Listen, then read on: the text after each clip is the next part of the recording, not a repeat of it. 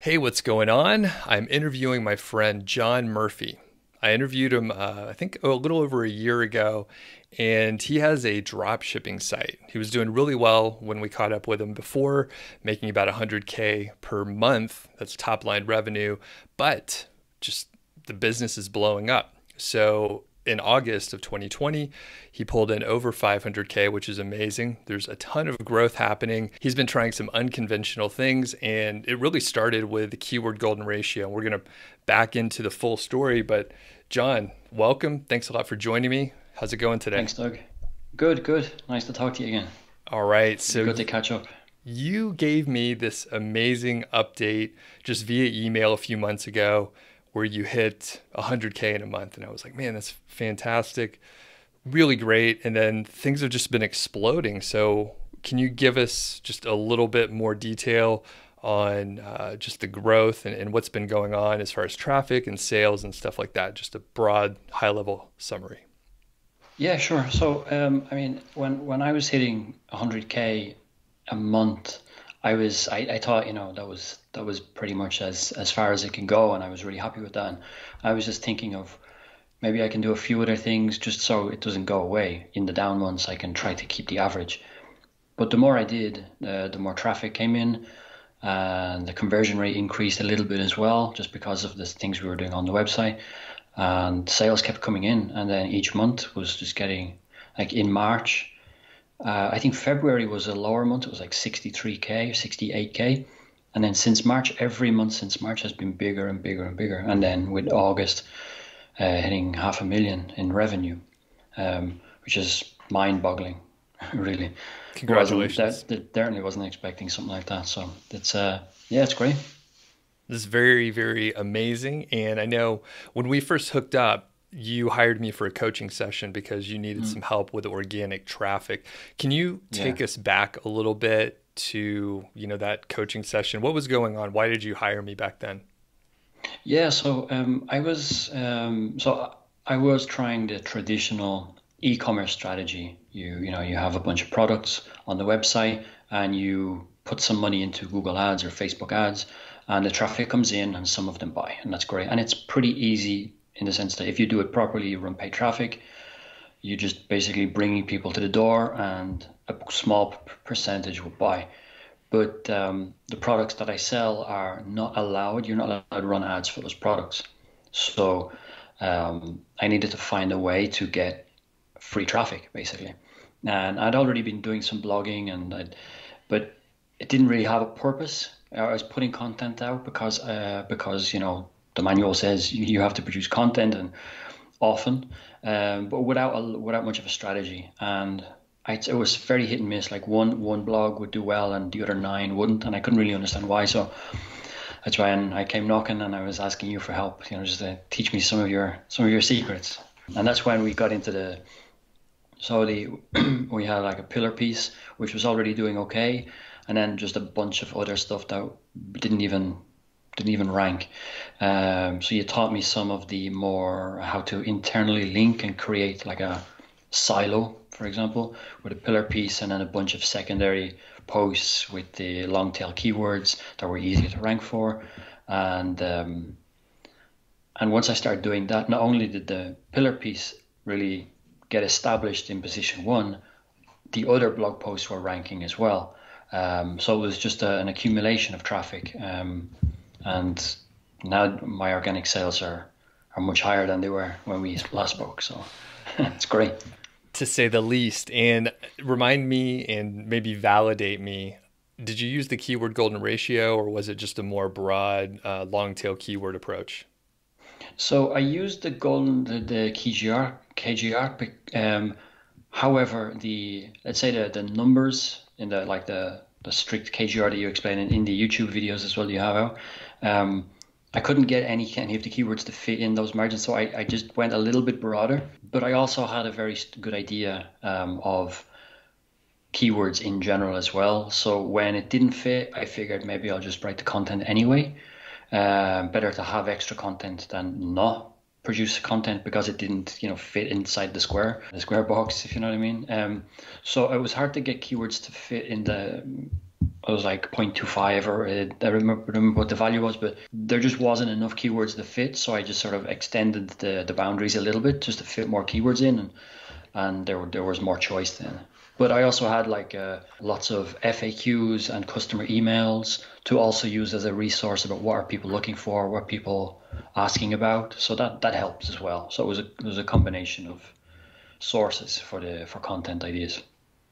Awesome. And your site wasn't brand new at that point. It had been around for a little while, right? It had been around for over 2 years. Yeah. Okay. And that's a key distinction. I think the KGR is, it's great to follow it strictly when you're first getting started with a brand new site. But once you have an established site, I mean, 2 years old, you're out of the sandbox, you have content, you were getting traffic, you can play around with the boundaries and go a little further, see what happens, and keep doing what's working. So obviously you you did what was working. And some people may be thinking, hey, John is probably a marketing expert. He probably had years of experience doing digital marketing before he's, exploded his business there. But what's your background for the folks that didn't catch that first episode? Well, I used to work for General Electric. I used to work in Excel. I used to do like accounts receivables, that sort of stuff. Like really, really boring, like balances and like finance, Okay. but not without any sort of accounting degree. I just did finance just because, You could work a So no spreadsheet. qualifications. Yeah, I can, but I'm not even very well. Yeah, I wasn't a great employee. Okay. So I take it you were, you read the 4 hour work week and you were thinking, hey, there must be some better path that I can choose, or is that exactly what it was, or some other That's influence?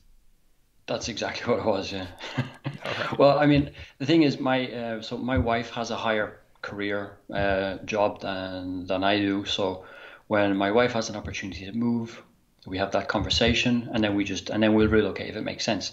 So I would change job every time we change city. So I always was doing a job, but it wasn't a career. And so I certainly wasn't attached to it. So I figured if I could find a way to make money remotely, it doesn't matter where I am because it's remote, and that meant on the internet. So I figured there must be a way, and then I read the 4 hour work week, and then I thought, maybe there is a way, and that got me into the whole concept of selling stuff online that that's not even like drop shipping. That's Sure. how I went down the rabbit hole of YouTube videos about drop shipping and all of those get rich quick videos and stuff. So yeah, there's a lot of stuff out there, but yeah, I found one that works. Cool. Along those lines, do you have any sort of failure stories from the beginning? Yes. So when I started going down the rabbit hole of YouTube, dropshipping seemed to be, I think, the most tempting thing to do because you can build a website in a weekend and you can source products. And I tried some form of dropshipping, which is turns out probably not the best way to do things. And it's basically dropshipping using AliExpress from China. So it's cheap products shipped from China using the e-packet.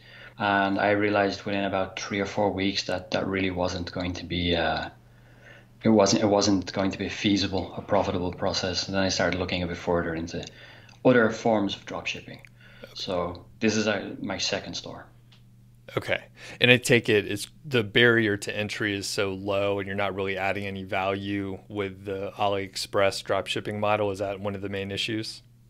Yeah, I mean, the thing is, you're selling stuff that you have no control about the quality of the products.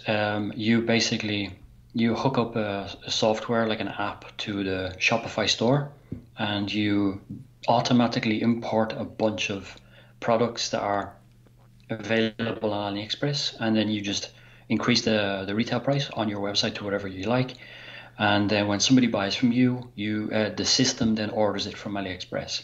But since AliExpress sells to end customers, the final customer, if I buy from AliExpress to sell to you, you buy from my website, it comes from AliExpress. I bought it from AliExpress, so I'm the owner. I'm just having it shipped to your house. So if it takes 4 weeks to get there and you're like, screw this, cancel my order, you're getting it anyway. Okay, so it's on its way. I have no control over it because I don't have any like business arrangement with AliExpress for returns or anything like restocking or anything. So I own it. I just shipped it to you, and there's a lot of cancellations and again you don't have any. You've never seen the products. You don't touch the products. You don't know what the quality is like, and so the whole experience isn't great for the customer. So it's really not a good business, and it's not a business because you don't have to have a business license to order stuff from China. You're just buying stuff online like as if you would on Amazon, and you're just shipping it to somebody else. So it's not even a sellable asset then, even if you do make it work. So there are lots of cons. Gotcha. Okay, so let's talk about some of the strategies that help you grow the site so rapidly and kind of on a different magnitude almost. So you mentioned a few sort of normal things that you were doing. You were publishing blog posts, you were going after long tail keywords, which in the affiliate world, like that's sort of our model. But for a lot of drop shippers, they typically just pay for traffic, run ads, make sure they're making the margin they need to, and then they can accelerate by buying more ads, pushing more traffic. So let's get into some of the more unconventional things that you're getting into. So I'll just leave it open and let you tell us about that. Yeah, well, I mean, some of the things I was trying to do is obviously rank the content on page one, but I noticed that there were also a lot of other affiliate marketers, sort of like like the students in your course. They're all competing for page one as well, and they're directing traffic to Amazon or some other like a manufacturer's website for referrals. And I figured I got to a point where I was thinking, if I can't beat them, I'll join them. Okay. So what I would do is I would go through the top 10 results on Google for like a given search term, and everywhere I found an affiliate website that was linking somewhere or just blogging about products, I would just reach out to them and say, hey, I've got this affiliate program. You can get a percentage if you refer traffic to me. And some of those guys did actually sign up, and it turns out to be a really good deal for everybody because I sell $4,000, $5,000, $6,000 products, and when somebody visits my blog post and it's in position one, sometimes that's enough to convert people because it's good content and it's very informative and people are doing their research, and if they've made a decision, they'll pull the trigger and I made a sale with free traffic. But what happens is when somebody's reviewing like a $5,000 product, they don't just go to the first blog. They'll maybe go to the first 5 or as many as they can find. So what happens is they'll go to an affiliate website that's reviewing the products, and maybe they're in position 2 or position 3, and they'll see the same products reviewed more or less in the same way and probably ranked in the same way, getting the same information, affirming what they saw on my blog. And then they'll go, oh, okay, so it's confirming what they thought. So then they'll come back and they're more likely to make the purchase with me just because they've got the confirmation elsewhere. It's from an unbiased website, let's say.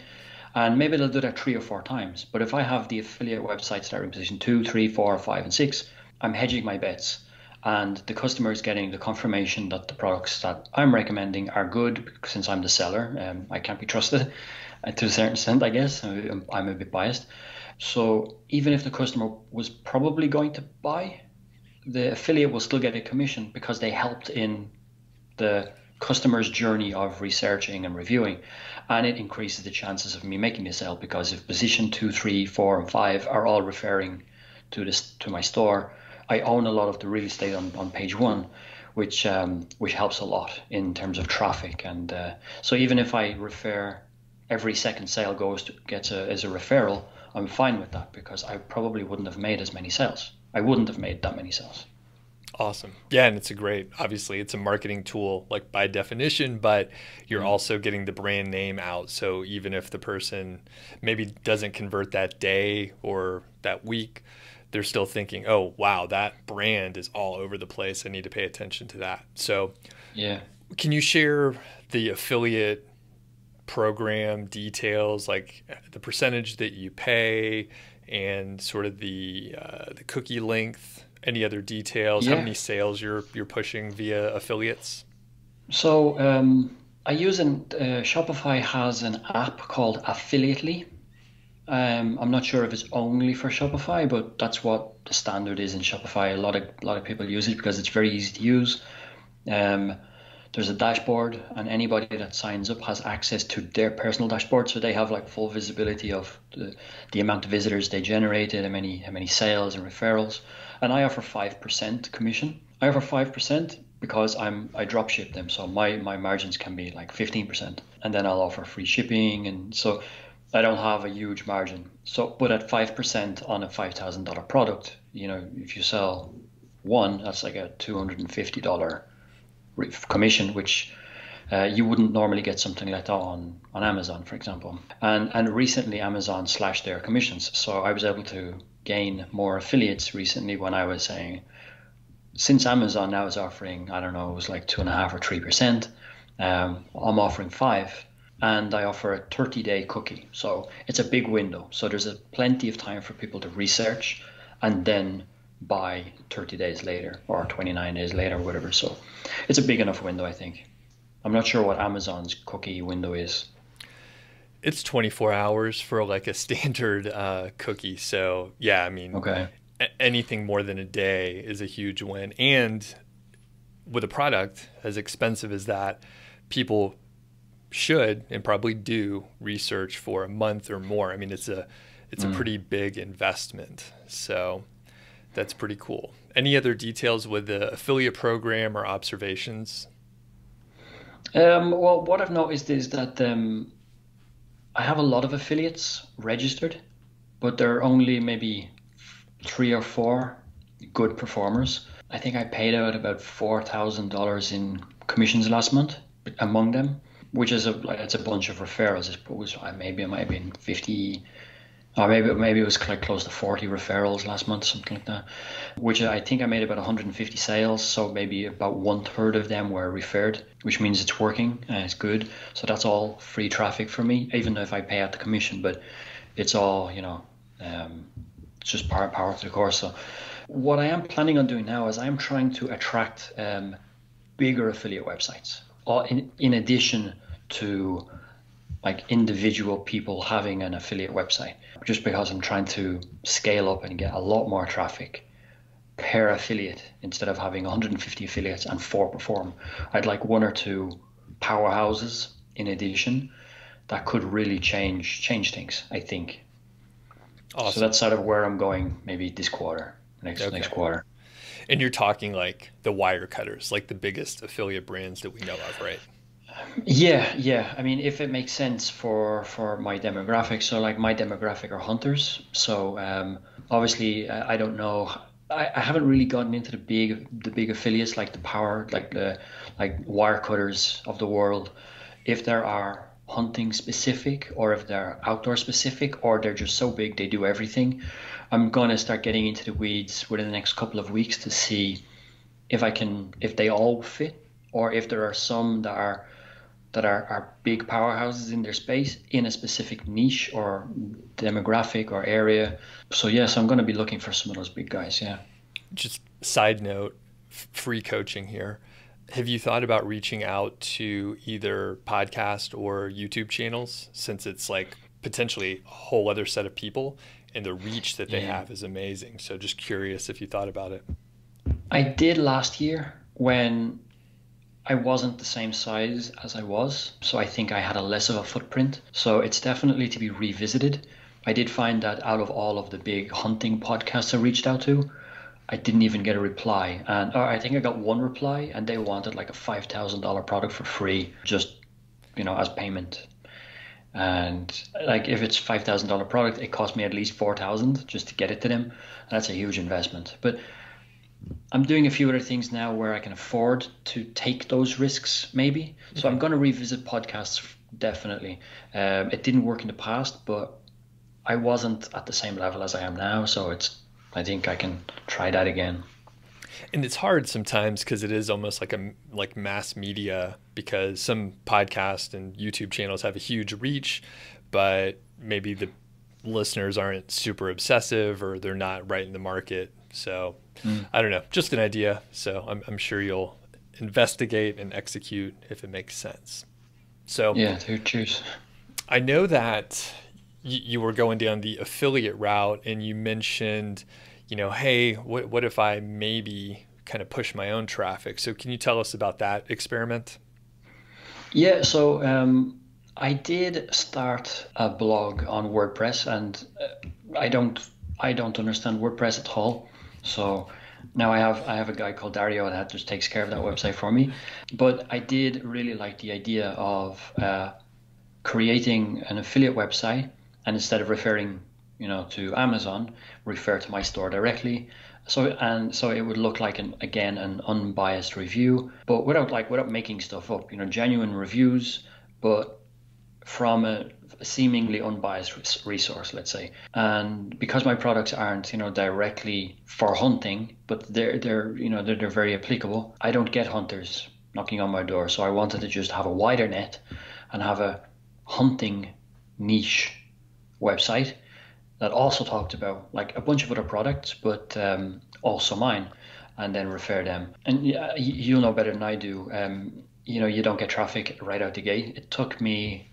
We started slowly getting traffic. We were doing like maybe 4 blog posts using the KGR. It was a lot easier to use your KGR process for that, because we had we had more opportunities to target different words instead of just going after one type of product specific keywords, because it was hunting. We even have blog posts about like how to train your hunting dog, for example, so really broad hunting material. And even going that broad and getting long tail, low volume search volume keywords, producing a lot of content. The content is ranking now, and after about 9 months I started seeing my first couple of sales come in, which is great. Now, in the last 3 months, because it's been about a year, in the last 3 months, I'm getting about 4 or 5 sales a month from that website. But that's new. It wasn't like that for very long, so I'm hoping that continues to grow, because that's if I could do that with one website, then I'll just make 4 or 5, and then Right. And then I don't pay myself the referral fee. So Of course. Yeah. That's pretty amazing. So and just thinking of, the affiliate side, if a person started that site and they were mainly pushing these high ticket drop shipping type items, then they would make, what was it, maybe $1,000 a month in about a year, just on those products. But I imagine, are you also referring to other places for those other products that you don't have?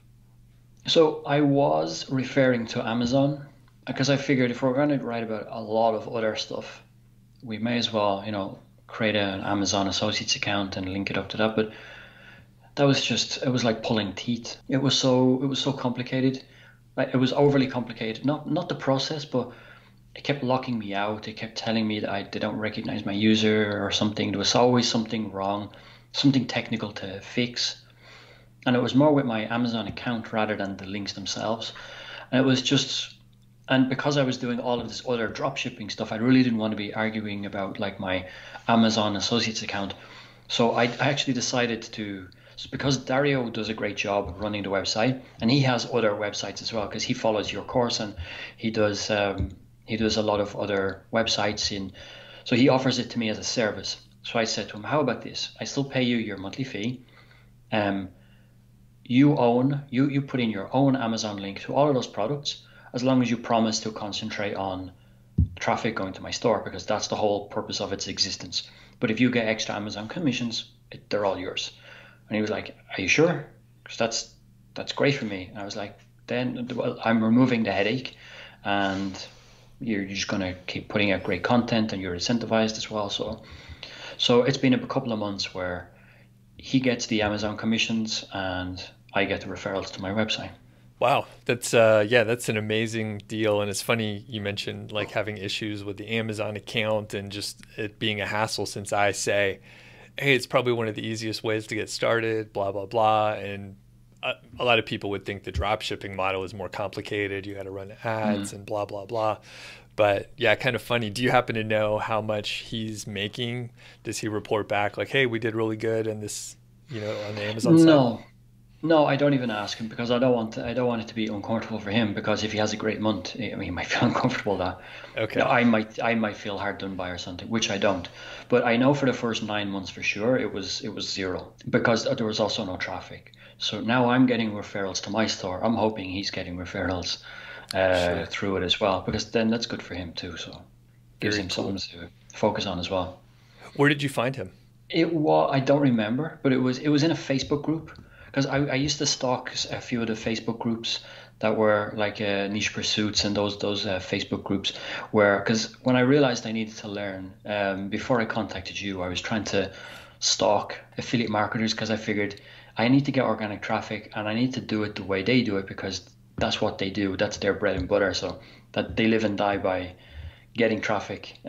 So I figured I need to think more like an affiliate marketer, so I'm going to just hang out in there. And I don't know how, but Dario reached out to me and offered to do some content writing for the website. He wrote a couple of blogs for me, and then I thought, well, how about what if we do this, and then that's just your baby, and you do that for me, and then you handle it, and I don't want to know as long as you just put the work in, and then I can concentrate on drop shipping, and you can build slow burn this website and see what happens.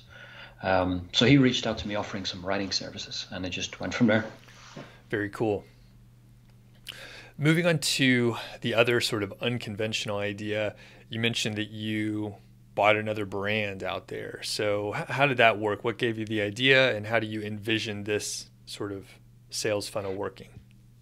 Yeah, so it spawned out of I would say out of accident really because what I was thinking I need more exposure and I need more exposure to hunters. So I figured why don't I look for another store like mine, but that's like pure hunting, whether it's deer stands or compound bows or stuff like that, right? Or trail cameras, and I'll reach out to them and I'll offer to I sell a product, they get a discount on your store, and vice versa, and then we just cross promote each other.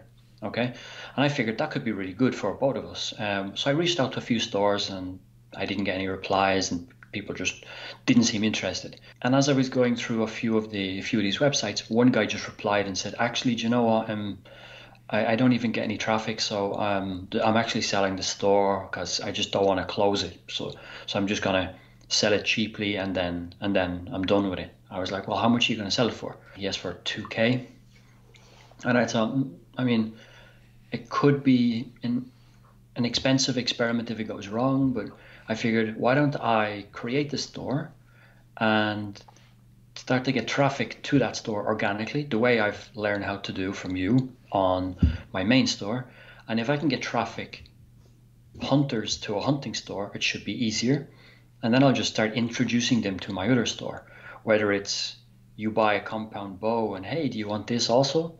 Get a 10% discount over here at our partner's website or something like that. So at the moment, what we're doing now is we own the store, it's live, and we're producing about 3 pieces of content a week, 2 or 3 pieces of content a week over there. And some of those pieces of content in the last month, they've started ranking. So I'll start seeing traffic to this hunting store basically from now on, and we're selling products over there. So if a product sells, then I'll make a profit on that sale. But the idea would be I'm experimenting by using an e-commerce website to funnel traffic to another e-commerce website. So I don't know anybody that's done that before, so it's a bit of a weird experiment. But if it works, then if it works, it's going to be great because my products are not for hunters, so hunters are not looking. So there's a very, very, very small percentage of 1% actively looking for my product from the hunting world. But compound bows, for example, or crossbows, there's a lot of hunters actively looking for that sort of websites and stores and blogs and content. So I can cast a wider net and then introduce them through content or through special offers or through email marketing. So that experiment is started, but I think I won't know how successful it will be maybe for another 6 to 12 months. But it'll be interesting to know if something like that will actually work. I mean, it makes sense to me just from a sales funnel and finding customers. They're already investing money in a hobby, Mm. and they're pretty obsessive. They're probably going to look for other things to get. So pretty cool idea. Yeah, and I can be collecting emails on that store as well. As you know, as time goes by, the email list will grow, and I can introduce them to, like, every third email could be, whatever product I want to introduce them to. So it'll be a slow burn, like the affiliate marketing website. It's like the blog, the niche website. But I mean, it's worth, like, 12 months from now, it could be a gold mine, or it could just take on its own legs and become its own store, and then I'll just start running it like a regular store. So either way, I don't really see a negative to it. How much money, I guess, profit was the site making, like, per month when you bought it? Because you mentioned you bought it for like $2,000, which seems like Yeah. kind of a huge bargain to me just for a working store. Yeah, so it wasn't making anything. It wasn't generating any traffic. Didn't have an email list. It had like 4,500 social media followers, which was good. I was able to tap into their Facebook and Instagram, which hasn't generated much traffic, but at least I'm able to get in front of them from a different perspective as well. It's not my store trying to go, jump in front of them. It's the store that they know and trust, introducing other things. So it's, again, it'll require some nurturing, but it's a long game. Right. Yeah, it's super interesting because it's a strategic purchase where you see a use for it that is much greater than just a site that makes no money. If it Yeah. works out just a little bit, I mean, you can leverage the few sales into much larger sales, which is what you hope to do. Maybe you would make, I'm just making up numbers, but maybe you make $100 on the sale from one of those hunting or outdoor products, and then whenever you sell your main product that's 4 or 5,000, maybe you're making 10x that, right? So I see the Yeah. path where it works out. So yeah. Yeah, I think if I make two sales, if I refer two sales to my main store, I've made my money back. Like in e-commerce business world, let's say, $2,000 is a rip-off, because the value of an e-commerce store is like the average net monthly profit. So if you make like $100 a month, it's over the course of a year. If that's the average, then it's worth $1,200. So if you're making zero, in theory, the store is actually worth zero, and it's a cost because you have monthly fees to pay to Shopify, for example. But I see the like the 12-month end goal. I think what it can be. I think $2,000 will be a no-brainer a year from now. Yeah, I think so too. And it's interesting that you bring up the value of websites, because that is, on the affiliate side, usually it's based on profit too. You could purchase a Okay. website, and if it's making, say, we'll just hopefully keep the numbers easy for me here. If it's making $100 profit per month, then maybe you could sell it for 30 times that. So I don't know if the values hold up, but $100 per month, you could probably buy the site for about 3,000, give or take. The age matters, the trajectory of the site matters. However, right, just like you said, 2,000 is sort of a ripoff if it's not making any money, because it's actually Mm. a monthly liability and expense. But on an affiliate site, you potentially have value in the content that's already on the site. You have some value in existing traffic, in the age of the site, the age of the domain, backlinks. So Mm. there's some like intrinsic value where it's really hard to put a value on it unless you have a Yeah. strategic way to use it. Or if you just happen to know, like, I mean, I think you looked at the site and you thought, well, I have another way to run this site, and I know it's a successful way. If you're not paying for your traffic, or you're taking the content approach, then often you're able to really change the math literally on the profit margin. So yeah, kind of Yeah. kind of interesting, but You are right. A website generally is going to be some sort of expense each month, each year, something like that. So, okay. Any other thoughts on this strategy? No, it's sort of a let's see how it plays out because there's no precedent for buying an e-commerce store and using it as a marketing funnel. Usually, you would buy an e-commerce store to try to make it generate sales, so it becomes a profitable asset. But we'll see. Yeah, it's an ongoing experiment that I won't. We'll see.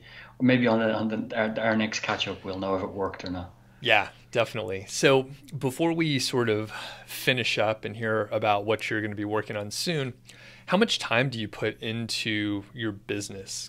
Because the sheer amount of money that you're bringing in sounds like, man, you must be working 80-hour weeks or something like that. And I don't know the answer to this, but I know some people are workaholics and they just grind it out. But yeah, how often do you work, say, each week or month? What's your schedule like? Now it's pretty good because well, when we spoke last, I think it was like last November, about a year ago anyway.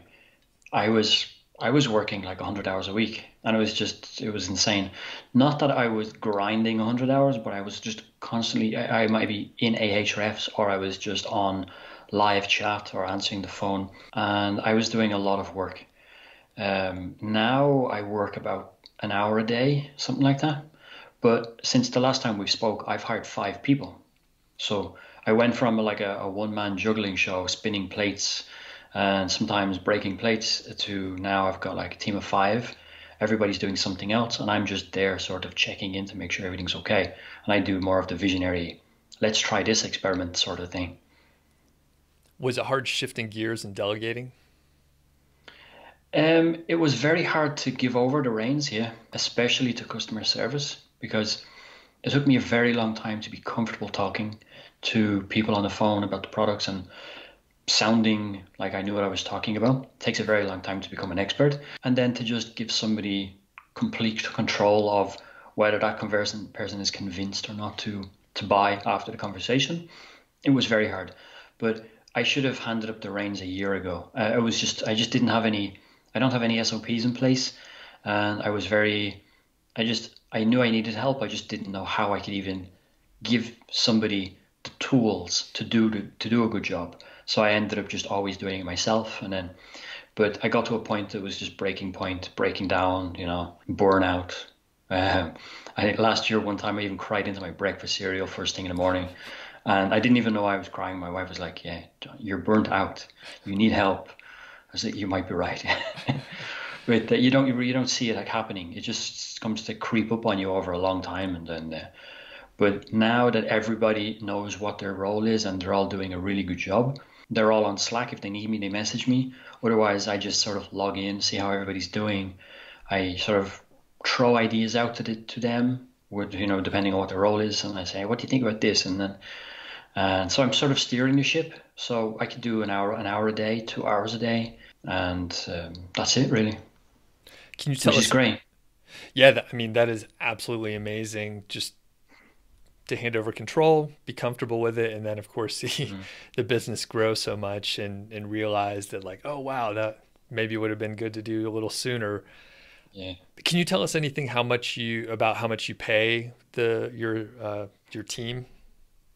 Yeah, so it does vary on the role, and so I've got a guy who manages.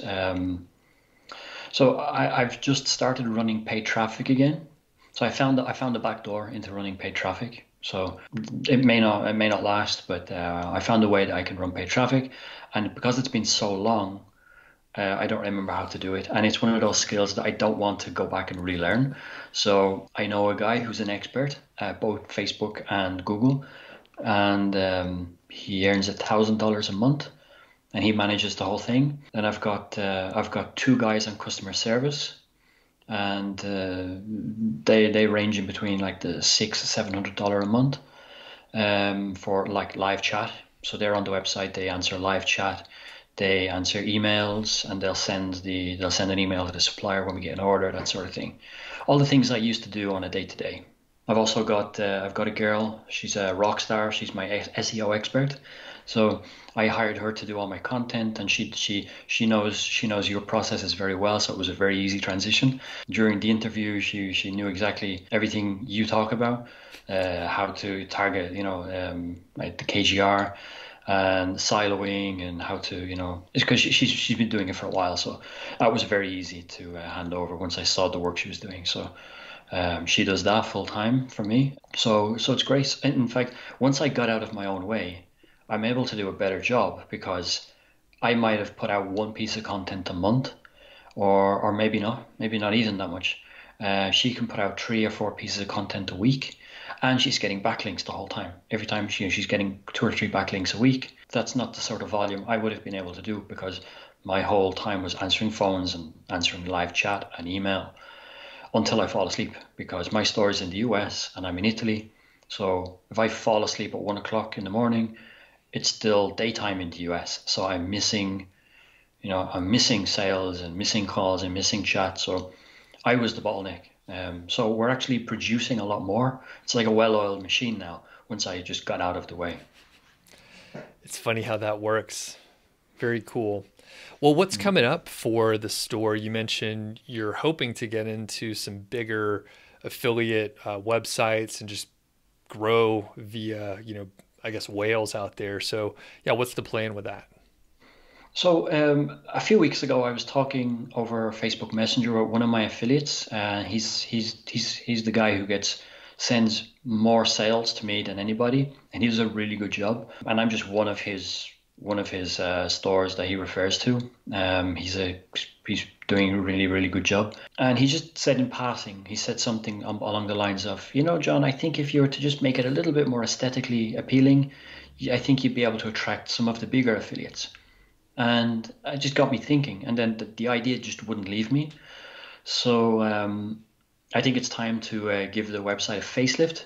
So I'm going to be on a call with a Shopify partner tomorrow, and we're going to see if it makes sense to completely redo the store, maybe around December, January time, when it's very low season, and try to make it just a more professionally, just a better looking website, because e-commerce stores can look a bit, I don't know, cheap, and the store hasn't been touched for about 2 years, so it could do with a facelift, with the intention of then, if it is sharper, more polished, and maybe the offer is a bit clearer, those sort of things, maybe I will be able to bag a few of those, or even 1 or 2 of those big behemoths in the affiliate world. Because I think just one of them would make a difference. For sure. And what about like long term? Do you envision selling any portion of the company and cashing out, or are you thinking, hey, I could stick with this for a really long time, I want to grow it? Like, what's your intent? I don't plan on selling anytime soon.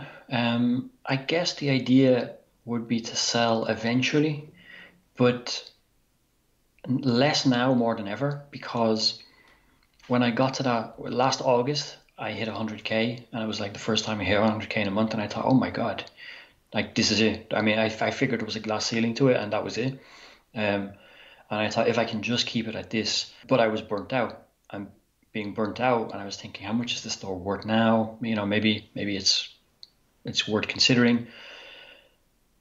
And that was just a few short months later, and then like 100K, that's a week now. So if I had sold the store back then, well, now it's a completely different story. But what I find is that I never had a clear vision of how big the store could be, or how big the business could be, whether it's more stores. And now I'm starting to expand the idea that, well, if this is possible, what else is possible? How far can I take this? So for now, I'm just going to see how far I can take it, see how big it can get, and still have it manageable. Because my goal is to not, run myself into the ground, but also make it as profitable as possible. And I really do feel good that I'm hiring 5 people. I started hiring people during the whole COVID thing, when people were being laid off, which also helped finding good talent, because agencies were losing clients in the US, and they were letting off their contractors, and And I think I just happen to be hiring people at the right time. And I feel really good about being able to pay people salaries. And so I feel like I have a responsibility now, whereas before it was just me. So I don't plan on selling. Maybe a couple of years from now, that'll be a different conversation. But I just want to see how far I can grow it. And then do I go sideways? Do I open another store and then just repeat the process with the existing team and start all over again, rinse and repeat? Maybe. Yeah. I don't know. The options depends on my mood, really. Well, it seems like you're having more fun now since you have the team in place, and like you said, you're more of a visionary, and yeah, like it looks like you're just having a good time, trying new stuff out. Yeah, yeah. No, it's good because now I'm in that. Like, what I used to enjoy doing was the experimental marketing things. Like, oh, I wonder if this would work, and then go and figure it out. But then when you're bogged down with customer service stuff, because that's the stuff that needs to happen. I wasn't able to do any of that, but now I can. So I enjoy it a lot more because it's more of that. The marketing part is the interesting part for me. How do I get more organic traffic? Because that does actually light me up. It starts the wheels turning. So I find that really interesting. So if I can just do that, then I'll just keep doing it. That's awesome. Well, thanks, John, for joining us. And people can't follow you anywhere because you're just under the radar doing your thing, right? Yep, yeah. All right. Just keep going. All Yeah, right. I'm not doing anything. I don't have anything to offer. So Very cool. Awesome, man. Always good catching up, and we'll have you back on before too long. great, Doug. It was great catching up with you. We'll see you round three the next time. See where I am. All right. Thanks. Thanks, Doug.